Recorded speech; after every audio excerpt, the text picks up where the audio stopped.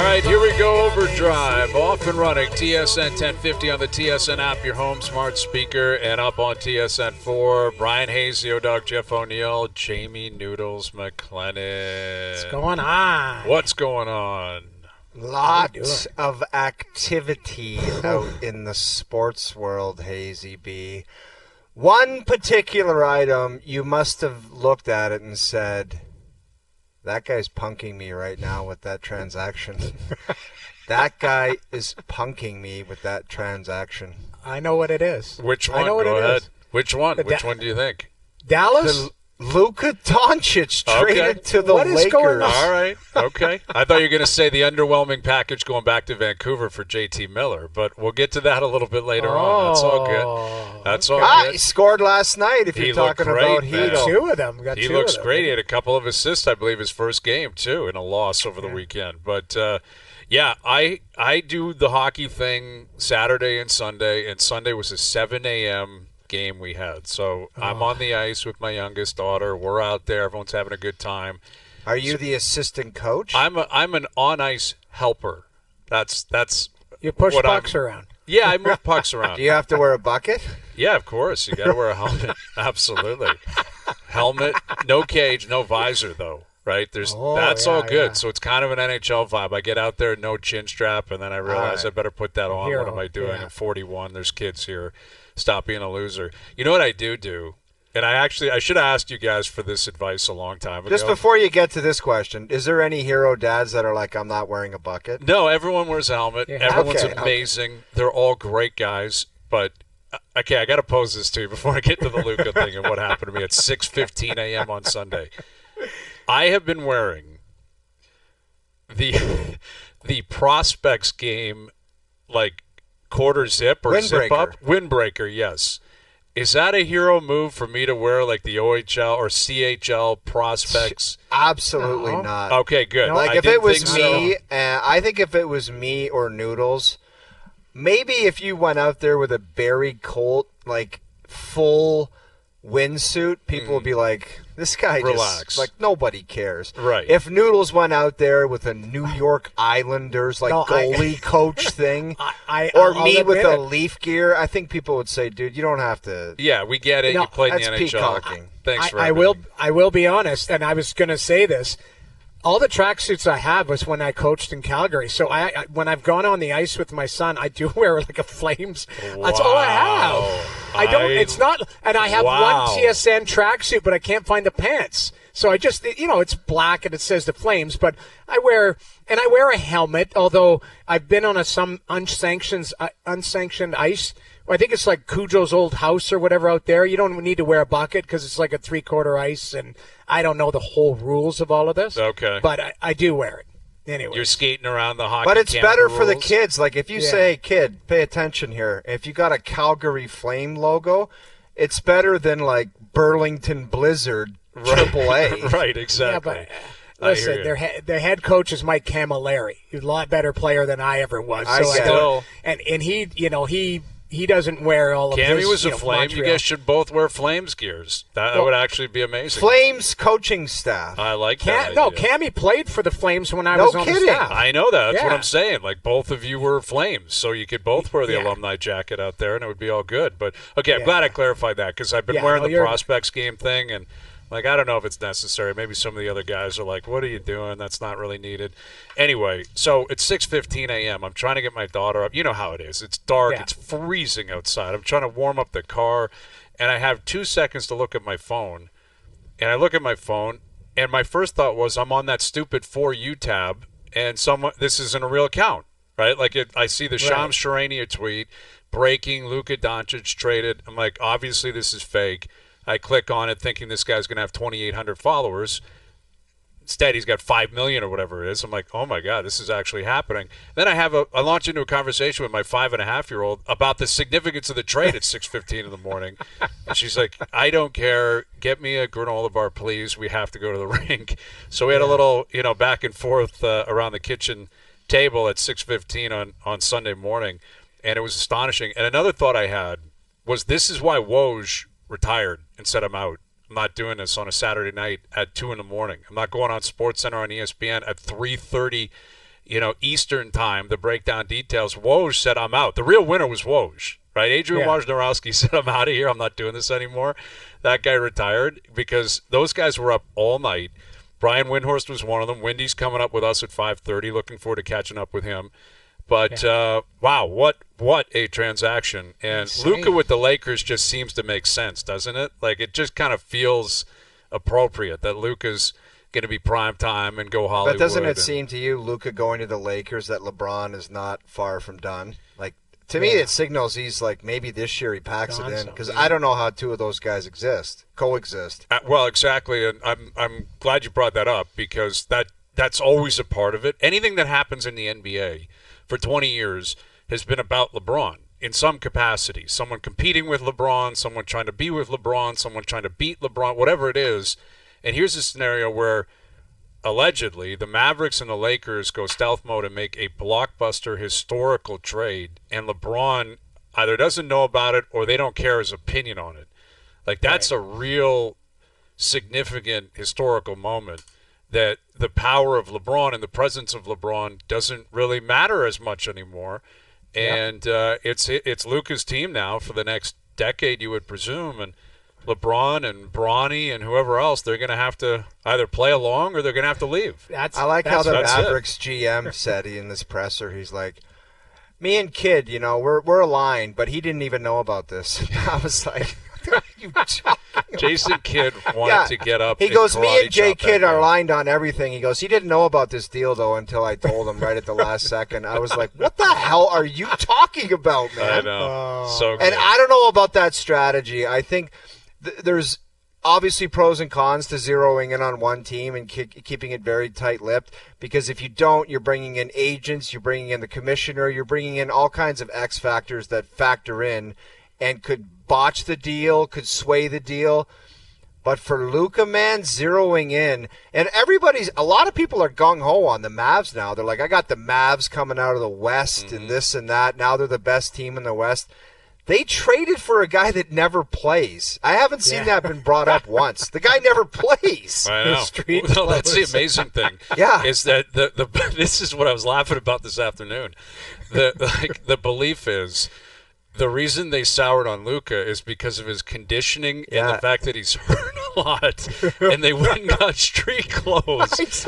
Like the guy, the original, man, that guy's great, but he doesn't play, is Anthony Davis. Like that's the original guy of, man, is he unbelievable, and if he untaps that. Ben Simmons kind of invented the whole game. Well, Simmons came but after. He's no good. But exactly. I mean, the thing is, Davis is having a very good year. I think he's played in 42 games, which for him and for the NBA is a lot, considering the Lakers have played, I think, 48 or 49. And he's a great player. Like, that is he is taking shrapnel here, right? Because Luka is so great and he's young and he's dynamic. When Anthony Davis is in the mood to play and plays, he is a top 10 player in the league as well. He's a phenomenal player. And they got him and Kyrie and Klay Thompson's down there. And I think a lot of people are looking at it and they don't trust Oklahoma City, right? They don't trust what Shai Gilgeous-Alexander and the Thunder are doing. They look at Denver and they think, okay, Jokic can't do it on his own, and maybe it's wide open. Let's go for it. And the much more compelling story for me long-term, obviously, is Luka, the Lakers, LeBron. But it is pretty amazing. And I think every sports fan can put themselves in this position. If you're a Mavericks fan, man, your heart's just broken. Like the guy... Yeah, but dude, think about it this way. That guy was like, there was people. They had a coffin out front of the Dallas building. They were like, exactly. They were pissed. They're like, so pissed off. This guy's supposed to have a statue out here. He took your team to the finals. But when the reports are coming out of the concern of the conditioning, like that means that this guy literally just said, "Check, please," on all that stuff. Yeah, like chicken fingers on the bench. I don't know, but when it comes out that much, like then who knows? Because people start slinging mud. They're like, there was word he was upwards around $3 billion. Well, can I just point out how veteran the move is by Luka to pull in at nightfall in a black-on-black tracksuit when people are concerned about your conditioning? Dude, if he had a tight white one on with his little mini boiler hanging out. It's people in LA would, black on black in the middle of the night, you look svelte. And he the hood up. So good. Hood up, you can't see the cheeks. Yes. Man, Yeah. Luka, there was a designer on that flight saying, try this on, try that on. Thinning him out. He's wearing Thinning one of him those, out. what are those called? Like the Lululemon, like the belt around, like for the man. But for an or whatever, organization to look at a talent like Absolutely. that and decide to move on from it, It's crazy. that's some scary stuff. Well, so that yeah. must have been scary as far as what he was doing conditioning-wise. It takes a lot of stones, and you know what does, man. this is going to do? Again, it doesn't guarantee anything on either side in terms of winning in the end. It doesn't guarantee the Mavericks are going to win. It doesn't guarantee the Lakers are going to win. But, again, I think you can apply every sport to this, and there's certainly a Toronto connection to it. It's from a fan base's perspective and a reaction to a deal like this. Are you in love with the superstar, or are you in love with the team? Are you obsessed with having the superstar and everything that he represents or they represent, or are you obsessed with winning? Because that is what I think is at the core of this. And again, I don't have an answer on whether they'll be right or wrong. I don't know. But if you're a Mavericks fan, I'm sure there's a lot of comfort in Luka. He loves being a Mav. He loves Dallas. He's an all-time great player already. He's 25. He wants to be there forever. First-team All-NBA. There's a lot of comfort in that. He brought him to an NBA final last year. They went to a conference final 3 years ago. When he plays, he's a phenom. There's a lot of comfort in that.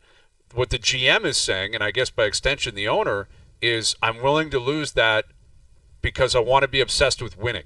I want to win a championship. Right. What is more valuable to the average fan? That pursuit and everything that comes with it, which can be very ruthless. It can lead to very difficult decisions. Again, talk to Colorado, Mikko Rantanen. They're like, we love you, man, but it's not going to work for our plan to win. Fans aren't happy in Colorado. They're not happy in Dallas. But you know the deal, Brian. If you don't win and things go off kilter and you get pumped in the first round a couple times, people are going to be like, okay, smarty pants, what on earth are you doing, Absolutely. man? And especially if the guy goes somewhere else and flourishes. If he goes to L.A. and just is, brings them a championship or something like that, then people in Dallas are going, what are we doing here? 25-year-old superstar that you trade. But, again, behind the curtain, they see something we don't, right? Like that's basically, and they said, enough with this guy. We're moving on. But is it enough, though? That's the reading online. The Hall getting back, street clothes, like was it did Dallas get enough back? It's tough to say because they got Anthony Davis and you got a first rounder in 2029, I believe it was. Davis is worth a lot, clearly. Right. He's not worth nearly as much as Luka, but that also speaks to the fascination of this deal that it wasn't an auction. They went stealth and the Mavs called the Lakers exactly and said we only want Davis, we only want this deal effectively. Are you willing to do it? And the Lakers, I guess, sat on it for a while and said, fine, we'll do it. Which, again, is astonishing because you have a player of this value. Truly one of the – I was trying to think about, athletes in pro sports that would meet the shock value of I can't believe they traded him, right? And the obvious ones are Mahomes and McDavid and Ohtani and all – we'll get to those guys. But, Luka's – prior to Saturday night would have been maybe in my top 10, top 15. If you asked me to put a list together of all the pro sports, all the athletes that I thought there's no way they'd ever trade him, he would have been very high on the list. Cool. And they did it, and they only did it with one team. They only made the call with one team. And, if you're the Raptors, are you calling and saying, why didn't you call us? We would have given you everybody. There's teams in the league that would have given them anything. 5 first-round picks, their superstar go the other way. Everything. Pick swaps, anything to get this guy. And he just fell in the lap of the Lakers. Is there collusion, though? I see a lot of people are pissed at the league, pissed at them, going, that's a back deal door where it's we're going to help you out, where you're right. They could have got a lot more. That's what a rival GM would say, Jamie. They'd be like, how is this possible where my package could have been 3 times of what they were just given by the Dallas Mavericks, and they didn't even want to call and listen to me, a small market team? And who knows who that would be. But that's where they'd be like, they wanted this guy in L.A., and they got him in L.A. Wow. And that's where they're like, what the hell's going on here? Brian, do you have a list this week? You should put together a list of in your mind, untouchables, top 10, and maybe at some point those untouchables will get traded. God, Jamie, with this trade, how do you even write that list? It's like no one's untouchable anymore. I'm talking all sports, not just in basketball, but there's some, could Sidney Crosby get traded? You know what I mean? Well, Sid I think that ship has sailed now in terms of it being shocking. You know, it would be because you can make sense of it, right? Like this one, it's more about what is being seen or believed behind the scenes that the general public just couldn't ever possibly have access to. And, you know, we're asking that online. Something to chew on, brought to you by Boston Pizza, Canada's favorite sports bar. Enjoy $15 lunch at BP where you get an entree, a side, and a drink, and you'll get it all in 20 minutes or less. A fast lunch doesn't have to be fast food. See you for a $15 fast lunch at your local Boston Pizza. Asking, after Luka's trade, which other superstar would you deem as, you know, the most shocking to be dealt? Connor McDavid, Patrick Mahomes, Shohei Ohtani, Nikola Jokic. Like, for me, it would be Mahomes. Like, Mahomes, I just... it's not possible. Nothing. It never. I'm sorry. Nothing. Unless he demanded out. There's no way the Chiefs would ever wake up one day and say, you know what, we're going to call these guys. You almost have to take them off the list. It's just not ever happening. Right. And the other ones, I can make a case for. I mean, it would never happen. But I guess Jokic would be last on that list because this is proof that anything can happen in the NBA. You know, like maybe for whatever reason, Wembanyama becomes available. Clearly, they trade Jokic, I think. Shohei, I don't know, but he doesn't. You know, maybe the Dodgers look at it and say, "We got what we needed out of you. We think you're going to break down. We're going to move off you. Someone else wants you." And McDavid, the only reason they'd ever think about it in Edmonton is if they were fearful that he wasn't going to sign. Like that's if he asked for it. If he asked for it, basically, exactly. He'd have to go to them and say, "I'm not re-signing here, guys. So if you want to capitalize, go ahead." That would be the only chance.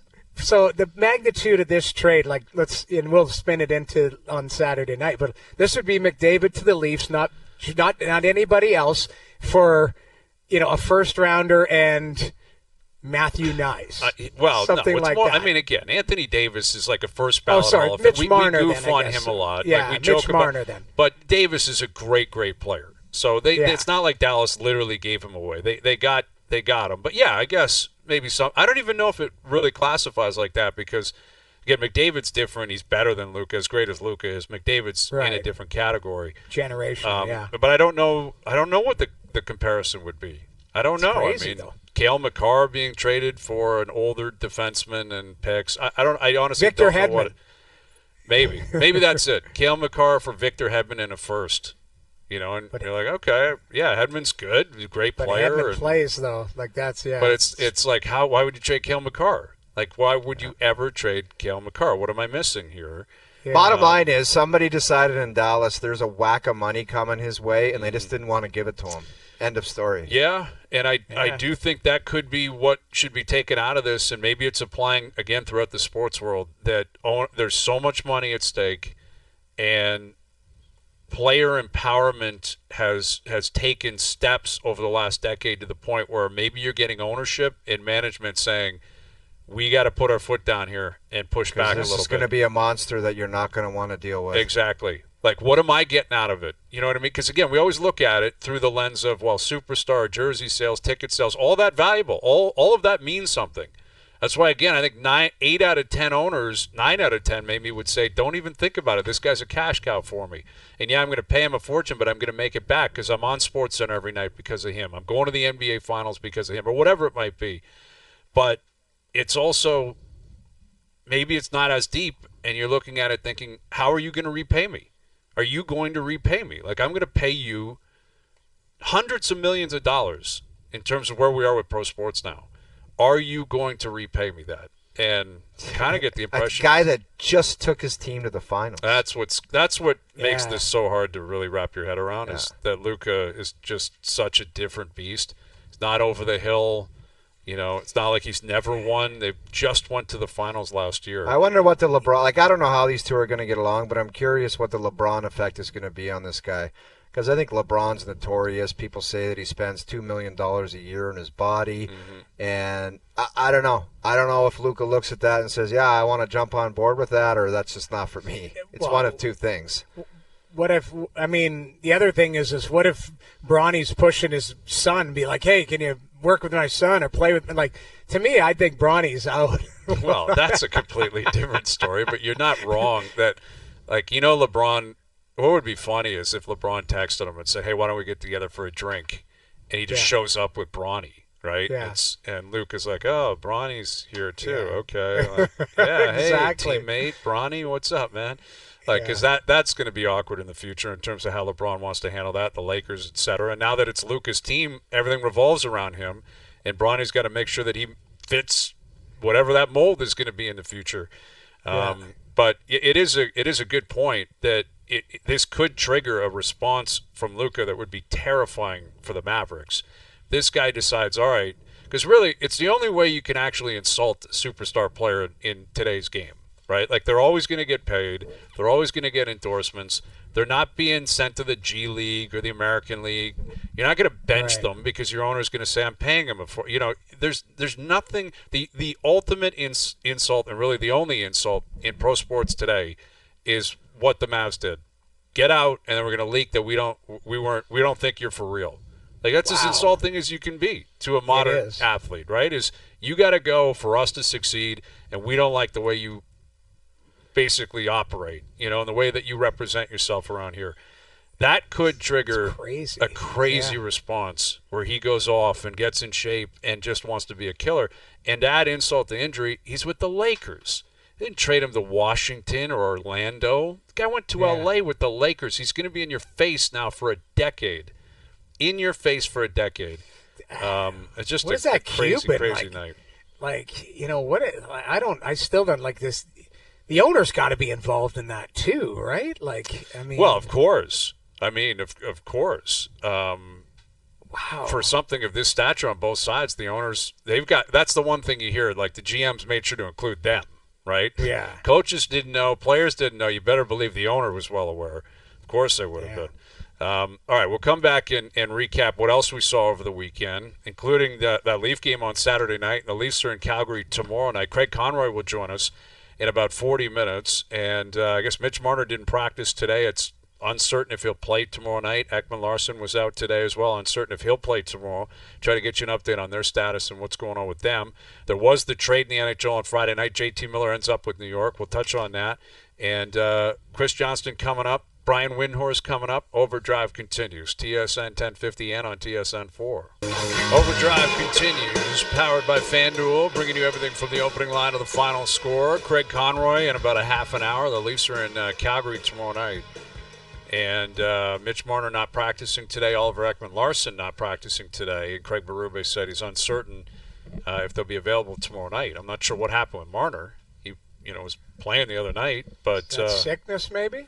Could be. Yeah, it could be. It was he said maintenance, so it could have been that.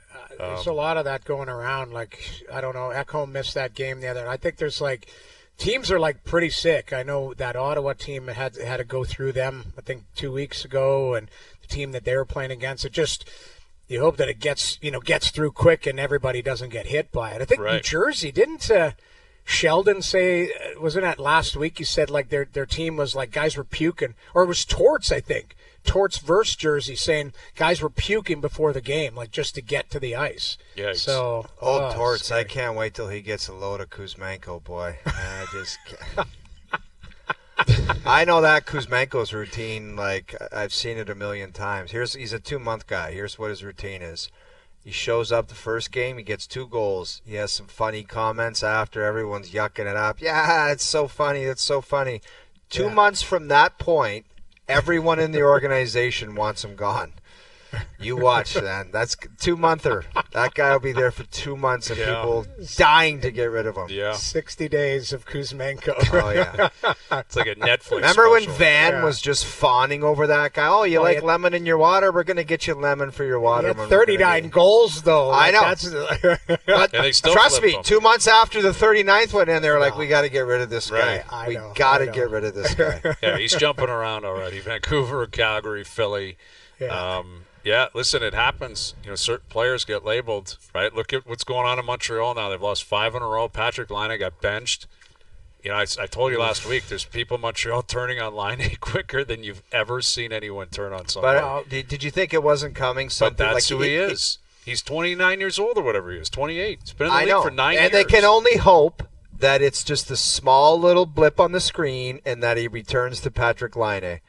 The scoring, working Patrik Laine. Because what they saw, or they got benched last night, it shouldn't be a shock for anybody. They know that that's a possibility in his game. It's just how quick can you snap him out of it, if you can. I think the biggest thing, too, is people need to understand and reset their expectations. They went through a very poor start, injuries, all of that, and I thought they were a better team than they were when they started, but they overachieved during that crazy, Good luck with that. And 2. Good luck with that in Montreal, Noodles. As soon as they started ripping off, but people in Montreal are like, well, why not us? I understand that, and it's fine for a fan base to get excited, but you also have to have expectations. Gooley's injured now. Laine's not playing well. They're playing a lot tougher teams. Like when you look at it, like I just think that they had their great run. They're coming back to reset. They're going to be a mid-80s 80-point team, which is not bad. Playing meaningful hockey now it's February, but at the end of the day, I think they're going to be exactly where we all believed at the start of the season. It's not a slight on them. It's just I think that's where they are. I think you're right. I think what it is it's the tease that is somewhat. I don't want to say trolling, but you get your hopes up, right?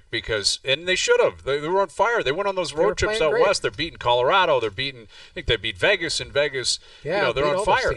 They're on fire. Dobis shows up, and he's stopping everything. And Montebo's going to play for Canada. And Laine arrives, and he's ripping home one-timers. And it was an unbelievable month and a half. And your hopes get up, and then all of a sudden they lose 5 in a row.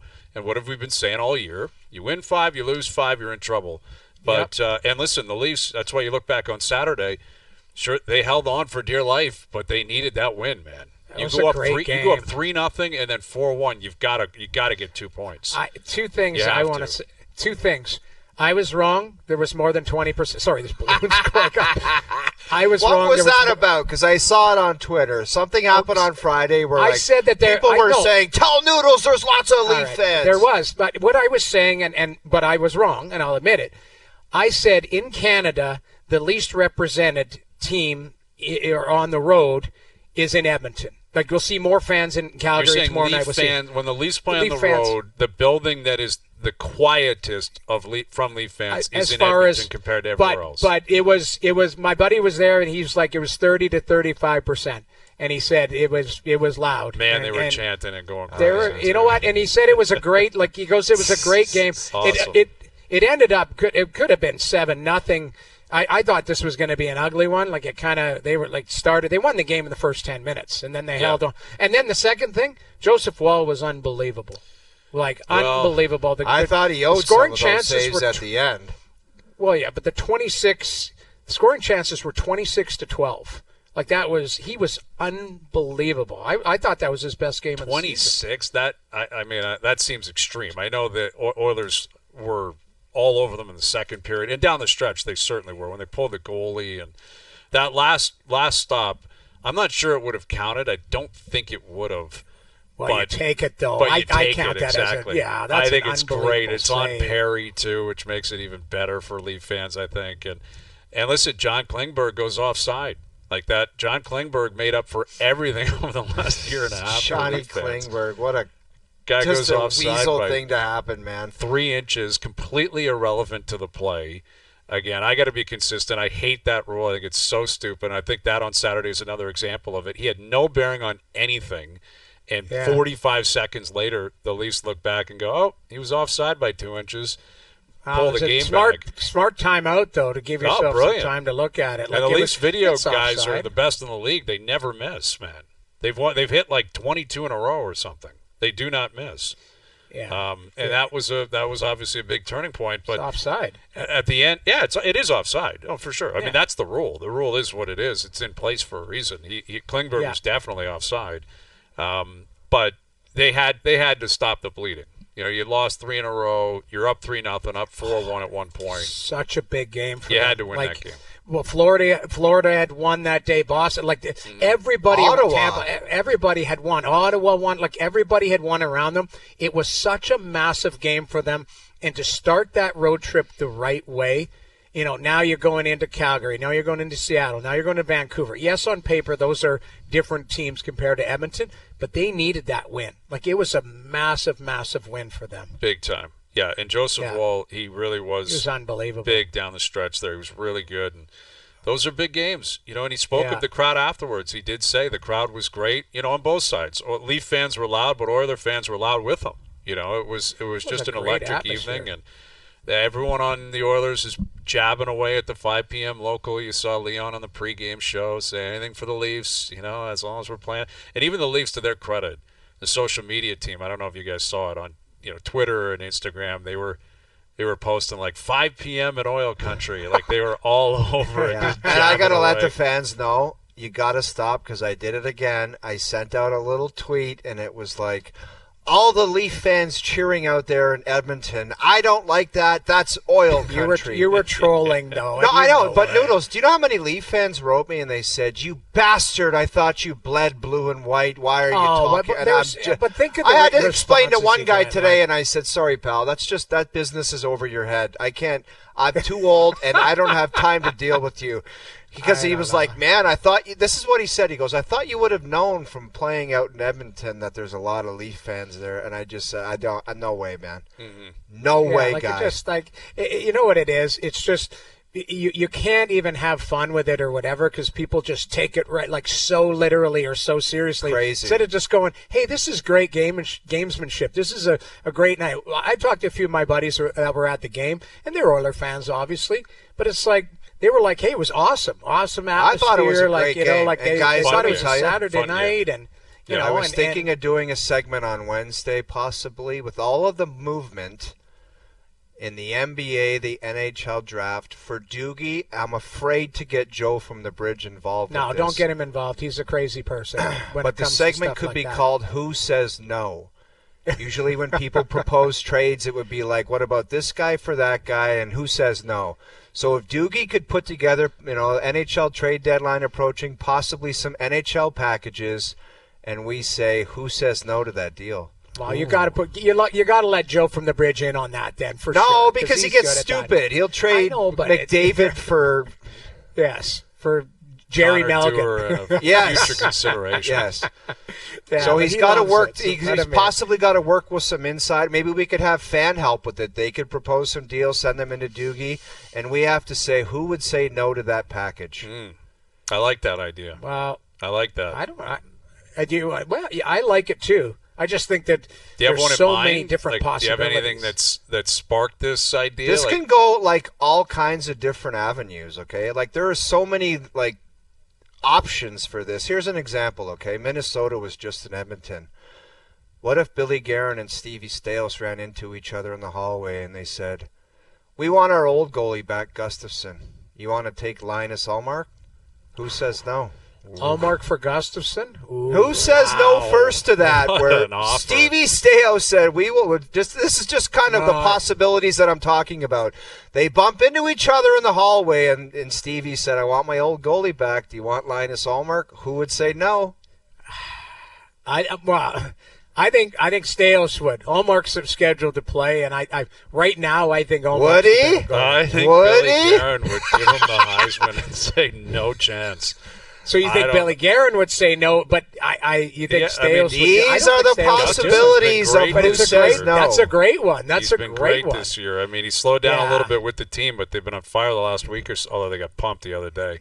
Wow. But, yeah, Ottawa just destroyed them. But I don't know. Ullmark, I mean, you get Ullmark on term, some cost certainty there, but I don't know. I think Bill Guerin he'd probably say no right now. I think he'd say no. Leafs, here's another example. Leafs going after that high-profile third-line center. The other team, all they want is Fraser Minten. Who says no? The Leafs? Depends on the player, though. Well, and the Scott Lawton. contract. What if Scott Lawton, the Flyers, said we want Fraser Minten? Who This says year no? and next, he's under him. team control, I like think him. it is. Scott Lawton, Fraser Minten. Who says no? Oh, I like both of them. That Minton Philly player's- wouldn't say no to that. I don't think. I mean, depending on how they feel about Minten, right? Not everyone loves your prospects. Maybe they look at him and they're like, we're not a huge fan. Like, it doesn't mean they don't think he could develop into something. But Fraser Minten is not like a grade A prospect, right? Like, that's not how he's perceived. He's not the next coming of, some superstar player, Patrice Bergeron or something like that. But at the same time, Philly, I think, has made it pretty clear they're looking to likely move off some contracts, and they acknowledge they're not that good, right? They're building towards the future. So I'm not sure how Scott Laughton really fits in terms of what they're planning on doing. So I think they'd both probably accept that deal. I think the Leafs would take that deal.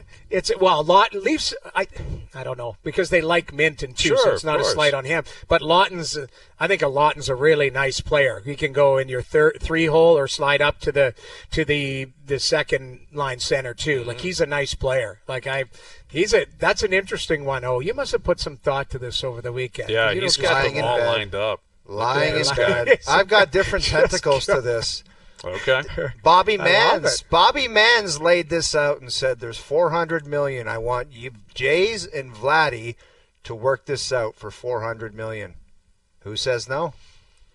Vladdy says no. You think Vladdy would turn down $400 right now? I don't think he does. Yes. I don't think he can. I don't think he does. I know he might. That's gambling, right? That's the ultimate riverboat gambler, dude. To say I'm actually going to play it out and hope I get more than that.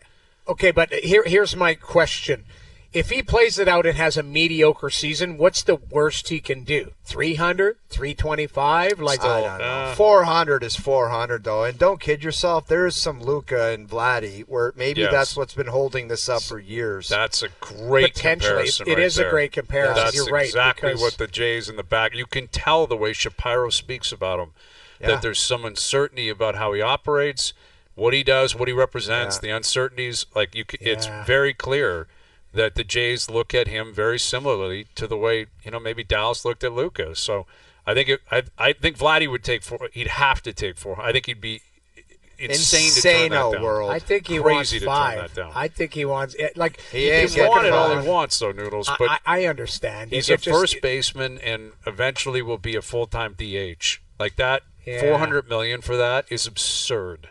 It's absurd a huge money. Number. And I'm a big proponent of keeping them and having them here. Don't get me wrong. It's not me. That's another thing. Like the reaction to contract talk, as if it's like a personal vendetta. If you say, well, I wouldn't give him that. It doesn't mean you don't like the player, right? Like we were talking about Marner on Friday, and I got so many people yelling at me and screaming, why wouldn't you just give him this and that? It's like, it doesn't mean you don't like the player. It doesn't mean that you don't want him around. But there has to be a limit. Like, that's all it is. It's the same thing with Vladdy. I'd love Vladdy to be here for a long time. But if he's demanding $500 million, then that's not going to make sense for the Jays, and you can see why they'd say no. I thought your takes on Marner were very reasonable. Like you were just saying, like not above Matthews. And then by the end, you got Johnny to admit it too. Like you were arguing. Oh, he was arguing with Johnny. I heard it. I actually flipped over and I caught that part, and it was like, so now you guys are agreeing with me. Then why did we yell for an hour? I thought I was very rational. But what people don't understand in that whole argument, and everyone's talking about how much money can Marner get, like, what about the team philosophy? Like, you just saw an organization move off of philosophy. What about the idea of a bunch of guys, 4 or 5 guys, making buku money and switching philosophies to having a couple other players at a different kind of money and shaping the team differently, especially if it doesn't work again. Right. Like, people just can't get it into their skulls that if it doesn't work again, you still want to sink all the money into the same group of players. Well, that's what I was saying earlier. And it just so happens that Mitch's contract is up. Right. Like that's the way it rolls. Business. It's a business. No it's kidding. Not personal. It's a business, and you have to make business decisions. And that's what I was saying earlier with the reaction to Luka. And I get it why you attach yourself to players, homegrown players even more so. Homegrown players that love being Leafs and love being Mavericks and love being Lakers or whatever. I get it, and it's very enticing. And I fall into that as well. I love it as well. But at some point, the obsession with the team and the team's success, I would think, will trump that, will surpass it. Like it's not an all-star team. It's your team, and you're rooting for victories. You're rooting for championships, and difficult decisions have to be made at times for that to happen. All right, Craig Conroy in about 20 minutes. Brian Windhorst of ESPN on the craziness around the NBA. Windy coming up at 5:30. Overdrive continues. TSN 1050 and on the TSN app.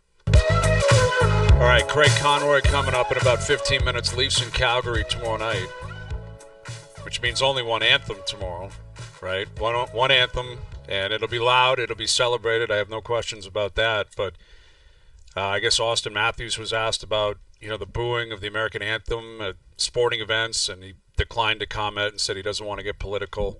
Yeah, good for him. What's he supposed to say? He's captain of the Toronto Maple Leafs. Just gas the anthems, totally. They should be gassed anyway. Play the game. That's it. Yeah, I think that is what might end up coming out of this, is that they're not really necessary. We're always talking about time consumption. We're talking about TV. We're talking about quicker sporting events. Well, if the anthems aren't played and you start on time, that's one way to change the way people view First things. game of the season, start of the Stanley Cup Finals.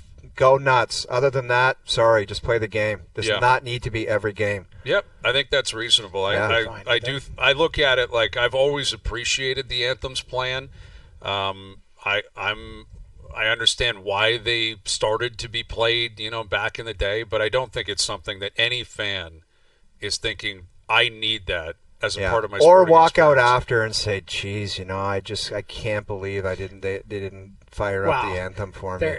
There's guys who are legendary, whether you like them or not. The guy in Boston, the rum nose there, what was his name? Rene, That's Billy Dodson's friend. Rene Rencourt. Billy Dodson. Rene Rencourt, yeah. That There's guy been was great awesome. anthem singers, you're right. And there was a guy, in Denver who was, he had the voice of an angel. Like some of them, it's great. But when it crosses over into politics and stuff like that, then you're like, to me, it just defeats the purpose. Like, you either do it or you don't. As a player, I didn't like it because I just wanted to get to the game personally. That was just my personal view on it. So, I understand it, but I also, you hope that things get sorted out. But at the end of the day, that puts Austin in tough. He's captain of the Canadian market, and I think it's a reasonable question. I think it's a very reasonable answer for him. I think he doesn't have to give an answer on anything he doesn't want to. He is in a tough spot. He's between a rock and a hard place because he's the captain of the Canadian team, the largest, most popular Canadian team, but he's also the Canadian and the American team in 2 weeks.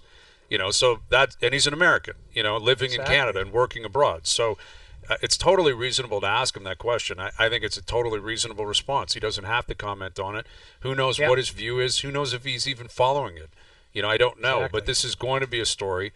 And one positive I hope we take out of it as a country, not to get too heavy, is let's be patriotic. Like, let's love Canada. Let's get loud. I think that could be a real positive.